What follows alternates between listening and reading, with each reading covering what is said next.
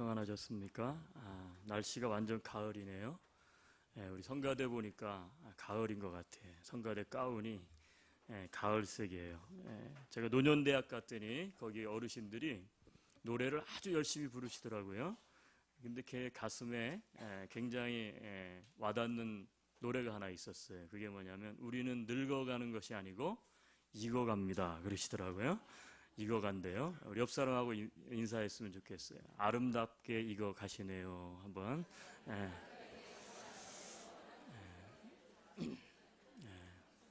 늙어가는 것이 아니고 아름답게 익어간다. 굉장히 감동을 받았어요. 가을인데 제가 오늘부터 한 달간에 걸쳐서 우리가 어떻게 하면 좀 더 아름답게 익어갈 수 있는지에 대해서 은혜를 좀 나누기를 원해요. 가을 그러면 새 학기가 시작되고 또 새 학년이 올라가고 그리고 또 새로운 열매 맺는 계절입니다. 모든 사람이 소망하는 게 있죠. 가을에. 그게 뭘까요? 그것은 뭔가 새롭게 나도 변화되고 싶다라고 하는 열망일 거예요. 여러분, 변화하려고 우리는 수차례 도전했을 겁니다. 올해도. 지금도 변화를 위해서 몸부림치고 있을 것인데 문제는 뭐냐 하면 우리가 좀처럼 바라는 바대로 변화되지 않는다는 점일 거예요. 변화되고 싶은데 변화가 안 되는 거예요. 항상 제자리에 와 있는 내 자신. 무엇이 문제일까요? 여러분, 변화를 원한다면 우리는 무엇부터 어떻게 바꾸어야 할까요? 오늘 함께 좀 고민해 보는 시간 되기를 원합니다. 여러분, 오늘 본문은 우리가 너무나 잘 알고 있는 말씀이에요. 오병이어. 이 오병이어는 칠병이어하고는 좀 다르죠. 성경에는 칠병이어가 나오고 오병이어가 나와요. 오늘은 오병이어의 기적입니다. 여러분, 예수님께서 큰 무리가 당신에게 오는 것을 보셨습니다. 근데 때가 되어서 식사 시간이 됐네요. 저들이 먹을 게 없어요. 자, 그때 빌립이라고 하는 제자 12 가운데 한 제자에게 예수님께서 이렇게 묻습니다. 우리가 어디서 떡을 사서 이 사람들을 먹이겠느냐? 그 얘기는 뭐예요? 빌립, 이 사람들이 지금 허기지고 나를 따라왔는데 배고픈데 이 사람들을 좀 먹이고 싶은데 어디서 떡을 사다가 이 사람들을 좀 먹일 수 있겠느냐? 이 빌립은 이렇게 이야기하죠. 아니, 어떻게 이 사람 많은 사람을 먹여요? 200데나리온의 떡을 산들 다 먹일 수 없을 겁니다. 이렇게 대답을 해요. 여러분, 영어 성경은 이렇게 이야기하고 있어요. 8months wage라고 번역하고 있어요. 그러니까 8개월치의 봉급으로 떡을 사더라도 이 사람들을 다 먹일 수가 없다는 거예요. 그 당시는 1데나리온이 보통 한 사람의 품삯이 하루 일당이라는 거예요. 8달치의 봉급을 다 떡을 사더라도 가지고 이 사람들을 다 먹이기에 불충분합니다. 적은 액수가 아니죠. 그 자리에는 우리 그 끝절 가보면 12바구니를 거두었더라 그랬는데 그때 먹은 사람들이 적어도 5,000명가량 되더라 이렇게 기록하고 있어요. 5,000명이 있었어요. 여러분, 이렇게 빌립에게 예수님께서 질문하신 이유가 뭡니까? 오늘 성경에 보니까 내가 이 빌립을 시험하고자 하셨다 이렇게 성경은 기록해요. 여러분, 우리는 사실 이와 같은 환경 혹은 이 숫자의 시험에 걸려서 어떻게 보면 변화하려고조차도 엄두조차 못 낼 때가 참 많은 것 같아요. 저는 이 빌립의 대답 속에서 우리가 변화될 수 없는 분명한 한 가지의 이유가 있다는 사실을 발견했어요. 우리 모두는 도전조차 할 수도 없는 타당한 이유들을 다 가지고 인생을 살아가요. 그 이유가 무엇입니까? 이것은 이래서 저렇고 이것은 이래서 안 맞고 이것은 저래서 안 맞고 그래서요 미리부터 겁먹고 포기를 해버리는 거예요. 시도조차 하지 않으면서 불가능하다고 못 박아버리는 것. 여러분, 이것이 가로 뭐냐 하면 우리가 변화되려고 할 때에 변화를 가로막는 가장 큰 장애물이라는 거예요. 여러분, 그런데 또 한 제자가 등장합니다. 안드레입니다. 이 앤드류. 이 안드레는 조금 달랐던 것 같아요. 그는 보리떡 5개와 물고기 2마리를 든 소년을 찾아서 데리고 예수님께로 오는 거예요. 여기 한 아이가 있어. 보리떡 5개와 물고기 2마리를 가지고 있나이다. 그러나 그것이 이 많은 사람에게 얼마나 되겠사옵나이까? 빌립과는 달리 이 안드레는 조금 좀 달랐던 것 같아요. 조금의 기대는 가지고 있었어요. 센스도 있었던 것 같아요. 야, 빌립은 무조건 안 됩니다. 자포자기 한 거예요. 그런데 이 안드레는 찾아봤는데 어린아이가 떡 5개와 물고기 2마리를 가지고 있는 것을 발견하고는 이 아이를 예수님께 데리고 왔어요. 약간의 기대감이 뭔가 있긴 있어요. 그런데 문제는 무엇입니까? 현실의 눈을 가지고 이것을 보면 어떻게 이것 가지고 이 많은 사람들을 먹일 수 있겠느냐는 거예요. 여러분, 이런 생각 아닐까요? 그래요, 나도 변화되고는 싶지요. 그런데 내가 뭘 할 수가 있겠어요? 내 이 작은 실력 가지고 내가 뭘 할 수 있겠어요? 그것은 단지 그럴듯한 계획일 뿐이지 나는 이 일을 감당할 수 없어요. 어떻게 보면 우리들은 첫 번째 빌립보다도 두 번째 안드레, 이 앤드류와 같은 생각들을 많이 하고 사실은 살아간다고 저는 생각해요. 안 되진 않아. 그래, 뭔가는 해봐야 되겠다. 근데 어떻게 돼요? 아이고, 뭐 내가 가진 게 있어야지. 내가 뭐 실력이 있어야지. 내가 뭐 할 수 있는 게 있어야지. 그래서 어떻게 돼요? 주저앉아 버리는 거예요.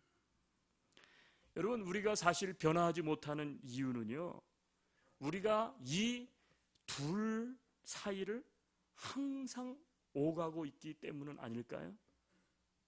빌립과 안드레 사이 말이에요. 그렇죠? 안 돼. 생각조차도 포기해. 계획조차도 필요 없어요. 그건 안 돼. 또는 계획은 세우고 꿈은 가지고 있는데 어떻게 돼요? 안 돼. 뭐 내가 뭐 할 수 있어야지. 내가 가진 게 이것밖에 안 되는데. 여러분, 그러니까 계속해서 삶의 변화는 일어나지 않아요. 왜? 도전하지 않으니까. 도전하지 않으니까. 기대감이 없으니까. 이런 변화는 언제 일어납니까? 변화는요, 생각으로부터 시작이 되는 거예요. 우리의 생각 속에서 무엇인가 나는 변화될 수 있다. 내 믿음은 변화될 수 있다. 우리 가정은 변화될 수 있다. 그렇죠? 내 사업장은 변화가 될 수 있다. 여러분, 이런 기대감을 가진 생각으로부터 어떻게 돼요? 시작되는 게 변화예요. 그런데 오늘 성경은 바로 어떻게 돼요? 시작해보기도 전에, 도전해보기도 전에 무릎 꿇고 마는 빌립과 안드레를 보여주고 있는 거예요. 우리는 사실 왜 변화되지 못하느냐? 다 이 둘 사이를 항상 오고 가고 있기 때문에 그래요. 여러분, 그러나 동일한 상황을 전혀 다르게 해석하는 사람들의 이야기가 성경에 등장합니다. 구약에 나오죠? 이스라엘 백성들이 출애굽합니다. 이스라엘 백성들이 바란 광야에 도착했을 때 진을 치고 하나님께서 주신다고 하는 가나안 땅을 향해서 12명의 정탐꾼을 파송합니다. 근데 12명의 정탐꾼이 파송해서 그 땅을 탐지하고 돌아와가지고 그들이 생각들을, 그들의 느낌을 이야기하는 거예요. 10명의 사람은 이렇게 이야기합니다. 젖과 꿀이 흐르는 땅이지만 그 땅 백성은 강하고 성읍은 견고하고 안악자손 대장부들을 보니까 우리는 메뚜기와 같더라. 이런 10명의 보고가 있었어요. 40일간 가나안 땅을 정찰하고 돌아온 10명. 이 10명의 어떻게 보면 이 판단에 의해서 어떻게 됩니까? 국론이 분열돼 버리고 말았어요. 이걸 할 수 없다는 거예요. 우리가 어떻게 거기를 들어가겠냐는 거예요. 거기서 국론이 분열된 것이 아니고 더 깊이, 더 날카롭게 국론이 분열됐는데 나중에는 어떻게 돼요? 모세, 네가 쓸데없는 이런 시도를 해가지고 광야로 우리를 끌어내가지고 우리가 이 광야에서 다 죽게 생겼다. 그러면서 뭐라 그래요? 지도자인 모세를 죽이자는 거예요.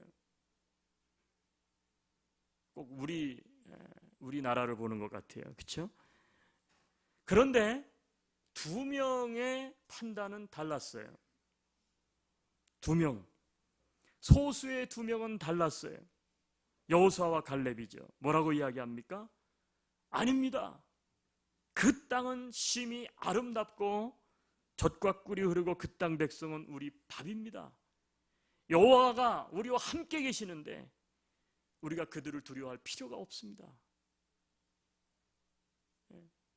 이전에도 이런 일들은 있었잖아요. 이스라엘 백성들에게 먹을 것이 없었고 광야에서 마실 물이 없었고, 그렇죠? 그런데 외적이 쳐들어왔고 아말렉 족속이, 근데 그때마다 어떻게 됐어요? 하나님께서 그들에게 함께 하시니까 이겼단 말이죠. 근데 그 생각은 하지 않는 거예요. 무엇이 문제일까요? 저들 마음속에는 하나님이 없는 거예요. 하나님이 없는 거예요. 여러분, 제가 이 정도 설교를 하면 여러분 가운데는 여러분 하도 인터넷이 발달하고 뭐 그래서 이런 비판을 하시는 분이 있을 수도 있어요. 목사님 적극적 사고방식, 저거 신앙 아닌데, 저거 세상 사람들이 하는데 무슨 적극적 사고방식으로 오늘 설교하시네? 그걸 말하는 게 아니에요. 여러분, 믿음의 본질이 무엇입니까? 여러분, 믿음이 언제 가능성이 있어서, 그렇죠? 소망이 있어서 여러분 하나님께서 뭘 해주시고 이루어 주셨습니까? 아니잖아요. 믿음의 본질은 아무것도 없었는데, 그렇죠? 죽을 수밖에 없었는데 내가 믿음을 가지고 하나님을 붙잡았더니 역사가 일어난 거 아니에요? 우리가 그렇게 구원받았고요. 우리 삶 속에서 수많은 일들을 우리는 그렇게 해서 극복해 왔어요. 그게 적극적인 사고방식입니까? 아니야. 그 믿음의 방식인 거예요. 오해 없이 좀 들으세요. 혹시 우리 가운데 이분들을 싫어하는 분들도 계실 텐데, 잘한 부분은 우리가 좀 배울 필요가 있어요. 못한 부분은 우리가 배우지 말아야 되지만, 과거에 70년도에 중동의 산유국들이 오일 달러를 막 긁어 모으기 시작을 했어요. 이 중동산 브렌트유로 인해서 사우디아라비아를 비롯한 수많은 나라들이 오일머니로 재산을 증식하기 시작을 했어요. 그러니까 오일 달러가 너무너무 넘쳐나는 거예요. 그러니까 이 중동 국가들이 선진국의 인프라를 구축하기 위해서 이제 국내에 많은 공사들을 이제 시작을 할 그럴 때예요. 그런데 선진국의 유럽에 있는 나라들에게, 자, 당신들이 좀 오셔서 우리가 돈을 얼마든지 줄 테니까 우리에게 좀 건설 좀 해주십시오. 건물도 지어주시고 도로도 좀 뚫어주시고. 그런데 이게 선진국들이 허락을 안 하는 거예요. 동의를 안 해요. 열사의 땅에서, 그 뜨거운 땅에서 공사하기가 어렵다는 거죠. 그래서 이 사우디아라비아가 한국 기업의 공사를 맡아달라고 박정희 대통령에게 제안을 합니다. 박 대통령이 사업의 타당성이 있는지 수익성이 있는지 조사하기 위해서 이제 공무원들을, 관계부 쪽 공무원들을 급파하죠. 조사하고 돌아온 공무원들이 보고합니다. 기대했던 것과는 달리 아주 부정적이었다 그래요. 각하 곤란합니다. 낮에는 불볕 더위 때문에 일할 수가 없고, 그리고 가보니까 모래하고 자갈만 있고 나무 한 그루 없는 곳에서 어떻게 우리가 공사를 하겠습니까? 물도 너무 부족합니다. 이런 환경 가지고는 도무지 할 수가 없습니다. 근데 나라가 어려울 때고 돈이 필요할 때고 외화가 필요했을 때니까 이 박 대통령이 그때 정주영 회장을 사우디아라비아로 보냈다는 거 아니에요? 사우디아라비아 가서 그것을 파악하고 돌아온 이 정주영 회장이 상기된 얼굴로 확신에 차서 박 대통령이 이렇게 이야기를 했대요. 호박이 넝쿨째 굴러 들어왔습니다. 무슨 뜻입니까? 공무원들은 다 불가능하다는데. 아닙니다, 각하. 공사에 필요한 모래와 자갈이 그 나라에는 지천으로 깔려 있습니다. 모두 공짜로 쓸 수가 있습니다. 더우면 낮에는 자고 선선한 밤에 불 켜고 작업하면 됩니다. 물은 외국에서 수입해서 들여오면 됩니다. 여러분, 공무원들은 꿈과 희망, 비전과 믿음을 버리고 비관적인 면만을 바라본 거예요. 반면 이 정 회장은 긍정적인 시각으로 접근을 했죠. 박 대통령이 정 회장의 판단을 믿었어요. 오늘날 현대그룹의 신화는 여러분 그렇게 시작이 되었던 것이죠. 네, 그렇게 시작이 되었어요. 여러분 예수님께서 우리 끝절 가보시면 이렇게 말씀해요. 12절 13절 예수께서 떡을 가져 축사하신 후에 앉아있는 자들에게 나눠주시고 물고기도 그렇게 그들의 원대로 주시니라.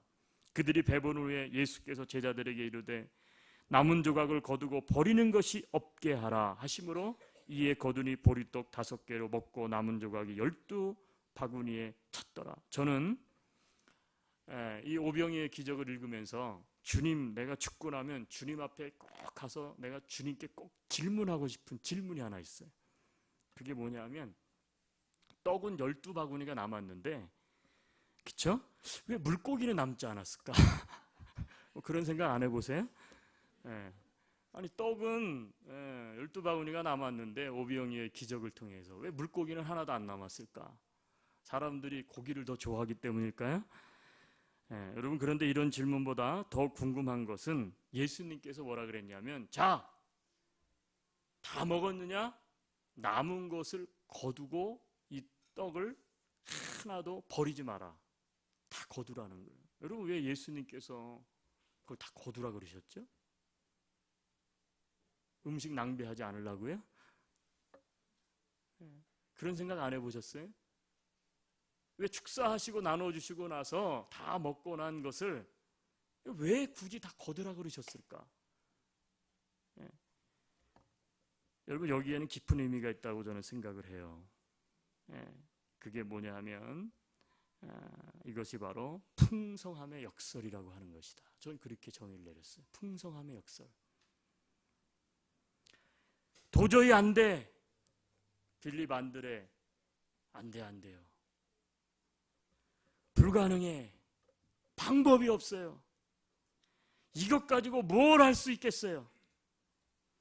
부족하잖아. 그 실력 가지고 뭐해?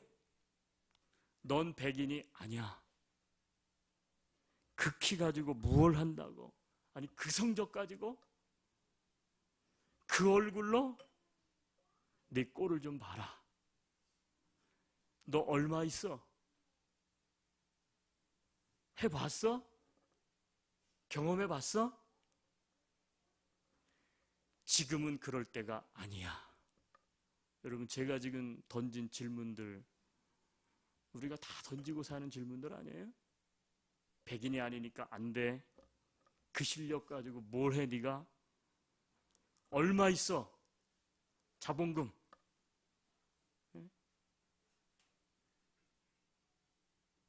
사업해봤어?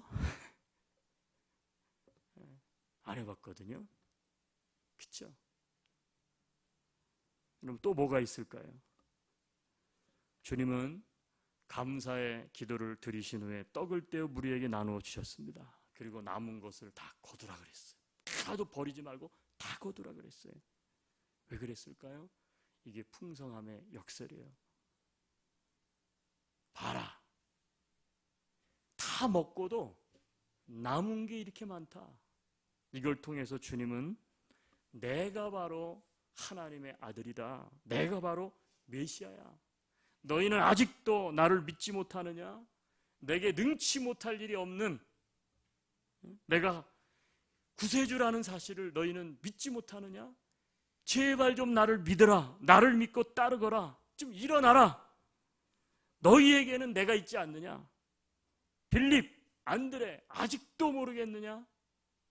내가 너희와 함께 있지 않느냐? 두려워하지 말아라. 낙심하지 말아라. 그 남은 걸 보고 그 예수님을 구주로 고백할 수밖에 없는 그 상황을 만드신 거예요. 여러분 믿음이 뭡니까? 믿음은 지금은 눈에 보이지 않아요. 그런데 믿음은 바라는 것들의 뭐라고요? 실상이라 그랬어요. 여러분 우리가 세상 사람들과 다 똑같이 삶을 살아간다면 여러분 우리는 다 그렇게 살다 그렇게 죽는 거예요. 그렇죠? 그런데 성경은 그렇게 이야기하고 있질 않아요. 믿음의 사람들은 세상 사람들과 좀 달라야 될 게 있어요. 그게 뭐예요? 믿음이 있어야 되는 거예요. 우리와 함께 하시고 나와 함께 하시는 하나님이 나와 함께 계시다라고 하는 이 믿음 말이죠. 그 하나님께서 역사하시면 풍성하게 거둘 것이라고 하는 여러분 그 기대감이 우리에게는 있어야 되는 거예요. 크게 빌립과 안드레와 비교해 본다면 여호수아 갈렙은 그게 있었던 거죠.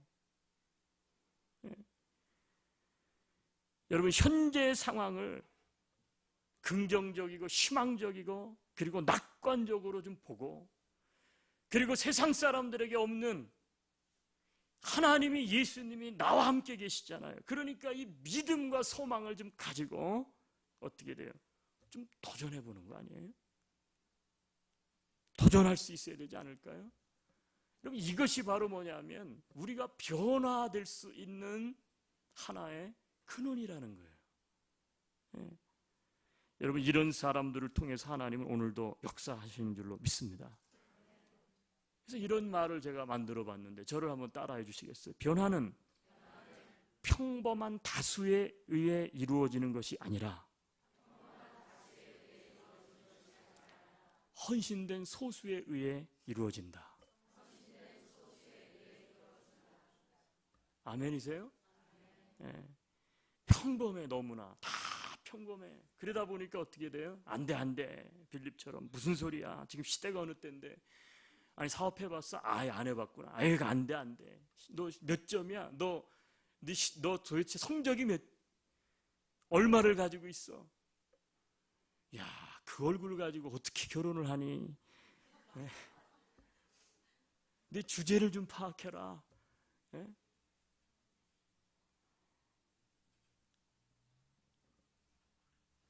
영국의 역사학자이자 평론가인 칼라일이 이런 말을 했어요. 같은 말도 불가능하다고 말하면 행운이 따르지 않는다. 자기 입으로 그런 말을 하는 사람들에게는 좋은 일이 생기지 않는다. 여러분 로마서 10장 10절은 어떤 말씀이 있는지 잘 아실 거예요. 아시는 분은 같이 해주세요. 사람이 마음으로 믿어 의에 이르고 입으로 신하여 구원에 이르느니라. 아멘이세요? 사람이 마음으로 믿어 어떻게 돼요? 의에 이르고 입으로 신하여 구원에 이르는 것이다. 오늘날 교인들 중에도 빌립과 같은 안드레와 같은 사람들이 참 많은 것 같아요. 못한다, 부족하다, 안 된다.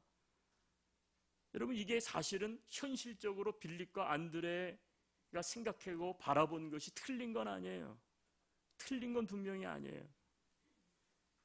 그렇죠? 그게 현실적으로 안 맞아요. 어떻게 5천 명을 먹일 수 있겠어요? 그런데 그것은 하나님의 역사를 모르고 하나님의 뜻을 모르는 자기중심적인 소리일 수 있어요. 여러분 경제 불황이라고 모든 사람들이 다 안 됩니까? 똑같은 조건 하에 있는데 경제 불황인데 여러분 성공하는 사람이 있어요. 어떻게 설명하시겠어요? 이번에 지난주에 우리 오셨던 우리 김요한 분 김요한 선교사님이 터키에 딱 들어갔는데 그거 설명을 제대로 충분하게 안 해주셨던 것 같아요. 1960년대 한 명의 선교사가 들어가면 평생 선교하면 한 명의 헌신자밖에 얻을 수가 없다. 70년대는 5명의 선교사가 들어가면 5명의 선교사가 5명의 예수 믿는 사람을 만들 수밖에 없다는 거예요. 80년대 들어가면 30명의 선교사가 들어가면 30명의 사람밖에 안 된다는 거예요. 그때 들어가신 거예요. 그게 무슨 얘기예요? 평생 30년, 40년 선교 사역 해가지고 한 명의 영혼 구원하면 That's it. That's enough. 충분하다는 거예요. 근데 그분은 어떻게 생각했냐면 무슨 소리야? 그게 과연 말이나 될까? 이것으로 시작을 한 거예요. 그래서 그 당시에 들어가 봤더니 성경 잃어버리기 운동이 선교 전략이에요. 그렇죠? 이게 전략이에요 사실. 참 우습잖아요. 성경을 몰래 감추고 전도를 못하니 갖고 다니다가 성경을 사람들 많은 데다 놔두고 멀리서 지켜보다가 성경을 잃어버리는 거예요. 그럼 누군가는 집어다가 읽다가 어떻게 돼요?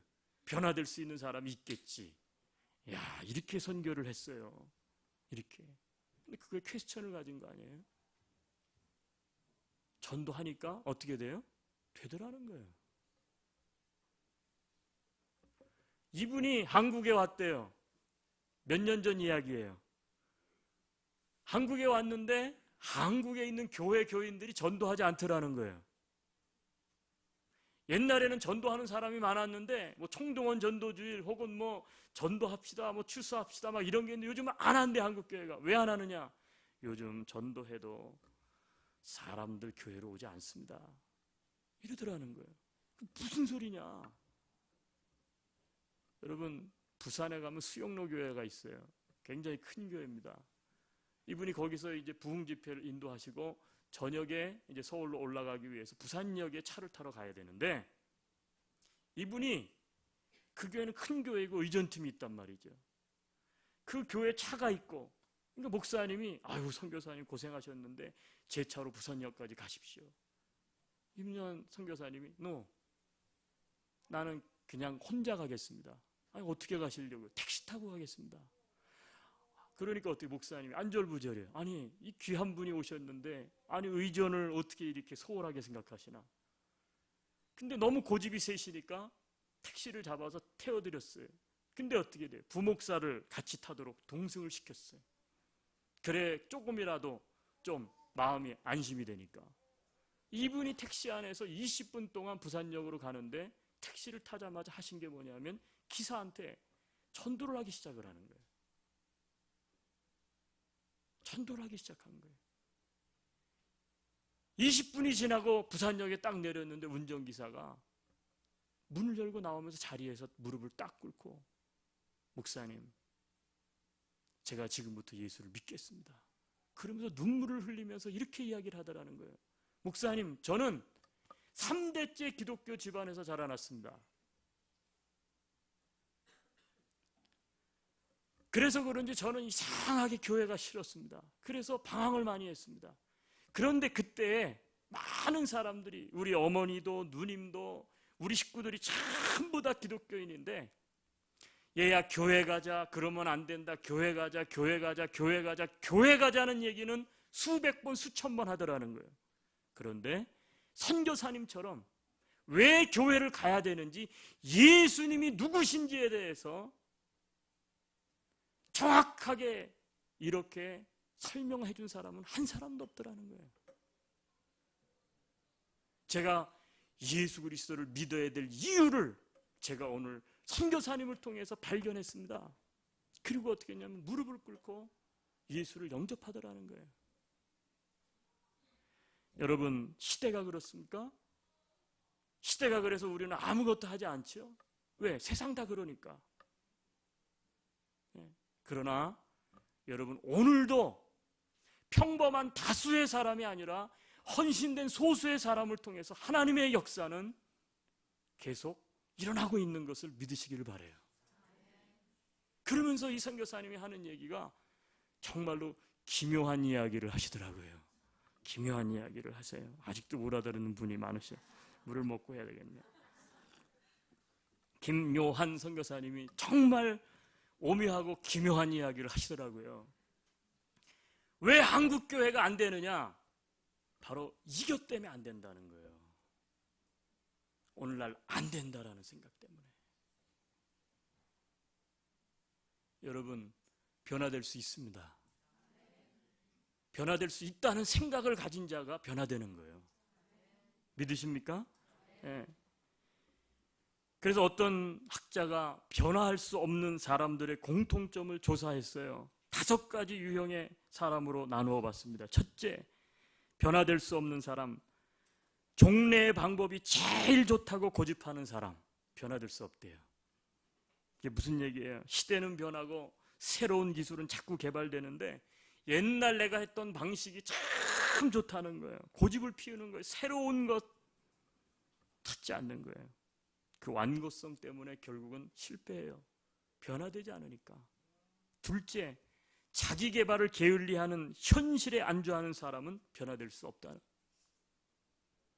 이것도 괜찮다. 아유, 이만큼 하면 됐지.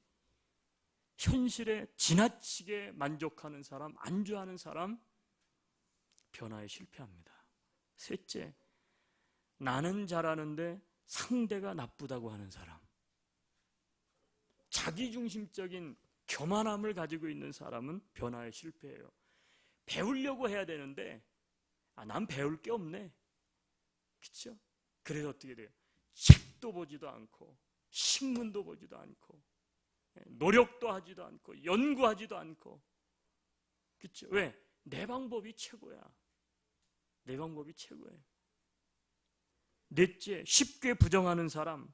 무슨 말을 해도 no, 안 된다고 하는 사람이에요. 이런 사람에게는요, 모든 것이 안 돼요. 그래서 이런 사람들은요, 이것은 이래서 안 되고 저것은 저래서 안 되고. 그러니까 어떻게 되냐면 너도 못하고 나도 못하고. 그렇죠? 예스는 한 번도 없어요. 여러분, 이런 사람은 변화될 수 없어요. 다섯째, 시야와 생각이 좁은 사람. 우물안 깨구리처럼 자기 분야만 고집하거나 고정관념에 사로잡혀서 폭넓게 생각할 줄 모르는 사람은 변화될 수 없습니다. 편협성은 발전을 저해하는 원인이 되기 때문에 그래요. 여러분, 변화하려면 더 넓고 광대한 세계를 볼 줄 알아야 합니다. 아멘이세요? 저는 이민교회 와가지고 저희 교회가 그렇다는 건 아니에요. 오해하지 마세요. 이민교회 와보니까 깜짝 놀랐어요. 이야, 이민교회가, 여기서 한국에서 아마 최근에 오신 분들은 다 동감하시고 공감할 거예요. 뭐야? 교회가 이게 70년대 교회야. 70년대 교회. 아니, 선진국에 있는데 교회는 후진국에 있어. 아마 다 공감하실 거예요. 생각이. 그래서 뭐만 주장해요? 목사님, 옛날에 내가 은혜 받았을 때, 옛날에 내가 교회 다녔을 때, 그게 곧 뭐예요? 우리 교회의 모습이어야 돼. 그러니까 어떻게 돼요? 교회가 발전이 안 돼요. 시대를 못 따라가요. 변화되지 않아요. 그러니까 나타나는 게 뭐예요? 젊은이들이 교회 안에 들어오질 못해요. 들어오지 않습니다. 맞질 않는데 어떻게 교회를 들어와요? 생각과 사고하는 게 다른데 어떻게 교회를 들어와요? 은혜를 받는 채널이 다른데 어떻게 은혜를 받아요? 그러니까 어떻게 돼요? 교회가 다 유물로 전락해요. 박물관으로 변화되고. 여러분, 교회도 마찬가지예요. 여러분, 신앙 마찬가지예요. 신앙이요, 저는 목사지만 진짜로 정직한 고백은 뭐냐면 수도 없이 넘어져요. 노력하지 않으면, 하나님의 말씀을 붙잡지 않으면 세상 사람이나 목사나 다를 게 없어요. 몸부림치지 않으면 신앙, 내가 목사일지언정 목사 같지 않을 때가 더 많다는 것을 배워요. 그럼 어떻게 돼요? 끊임없이 부단히 변화되려고 노력을 해야죠. 네. 여러분, 우리 교회는 기도를 참 많이 하는 교회예요. 그나마 에드먼턴에서 제가 볼 때는. 네. 제 착각인가요? 네. 기도를 열심히 하는 교회예요. 이제 착각인가요? 제가 할 때까지 하는 거예요. 아멘 할 때까지. 네. 이렇게 센스들이 없으셔가지고. 어떤 분은 목사님 교회가 장로교회였어요? 그래요? 그게 무슨 말인지 저는 처음에 몰랐어요. 근데 알았어요. 무슨 장로교 목사가 아주 강대상에서 막 금요일 예배 때 저렇게 막 절규하고 소리를 지르나? 아니, 주일날 안 그런 것 같은데 사람이. 다르네. 여러분, 제가 한번 질문을 던질게요. 어떤 사람이 기도하고 어떤 사람이 기도하지 않을까요? 질문이 너무 어려운가요? 너무 질문답지 않죠? 어떤 사람이 기도하고 어떤 사람이 기도하지 않을까요? 저는 성경적으로 해석을 해보면 아주 심플하게 답변할 수 있어요. 하나님 앞에 소망이 없는 자는 기도를 안 합니다. 하나님 앞에 조금이라도 소망이 있다. 그래, 주님은 살아계시다. 그런 사람은 기도하게 돼 있어요. 근데 하나님 앞에 소망이 없어. 에이, 무슨 하나님이라고 별 수 있나? 빌립처럼, 안드레처럼. 그런 사람은 기도하지 않아요. 답은 아주 간단합니다. 왜 우리가 기도하지 않습니까? 왜 우리가 하나님 앞에 부르짖지 않습니까? 답은 간단해요. 이거는 순복음이냐, 이것은 장로교냐, 침례교냐, 얼라이언스 교회냐, 연합교회냐, 그걸 말하는 게 아니에요. 성경에 근거해서 성경은, 하나님은 하나님께 소망을 둔 자는 하나님을 의지한다 그랬어요. 의지하는 방법은 여러 가지가 있지만 그 가운데 하나는 기도예요. 기도예요. 하나님께 소망이 없으니까, 하나님을 믿지 못하니까 기도하지 않아요. 내 생각대로 그냥 사는 거예요. 오늘 주님께서 오병이의 기적을 왜 일으키셨을까요? 왜 기적이라고 하는 평범하지 않은 이 미라클, 이적을 행하실 수밖에 없으셨을까요? 사람들이 예수를 믿지 않으니까. 뭐 사람이네, 사람.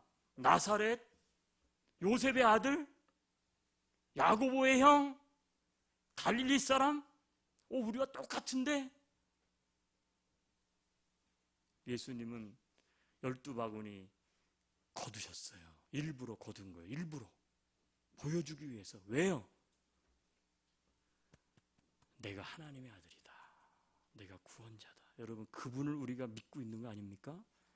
우리가 다른 사람 믿고 있나요? 그렇지 않잖아요. 우리가 그 예수님을 믿고 있죠. 그렇다면 여러분, 우리는 그분에게 소망을 둬야 돼. 아멘. 그리고 변화될 수 있어요. 따라합시다. 나는 변화될 수 있다. 우리 가정은 변화될 수 있다. 우리 옆에 남편이 있으면 남편 붙잡고 당신도 변화될 수 있다. 못하시네. 남편분들은 아내 흔들면서 변화될 수 있다. 우리 교회 변화될 수 있습니다. 아멘. 에드몬턴 변화될 수 있어요. 아멘. 한국 변화될 수 있어요. 우리의 조국도. 아멘. 변화될 수 있어요. 여러분, 뭐부터 시작을 해야 돼요? 예수님이 우리와 함께 계시다. 부정적이고 편협한 인생관을 버리고 큰 믿음을 가지고 하나님 앞에서 창조적인 능력을 가지고 여러분들이 도전하는 가을이 되셨으면 참 좋겠어요. 그러면 실패하더라도 여러분에게 남는 게 있어요. 근데 빌립과 안드레처럼 안 돼. 시도조차 안 한 분은 남는 게 아무것도 없어요. 변화될 수 있는 저와 여러분 될 수 있기를 주님의 이름으로 축복합니다. 우리 한번 눈을 감읍시다.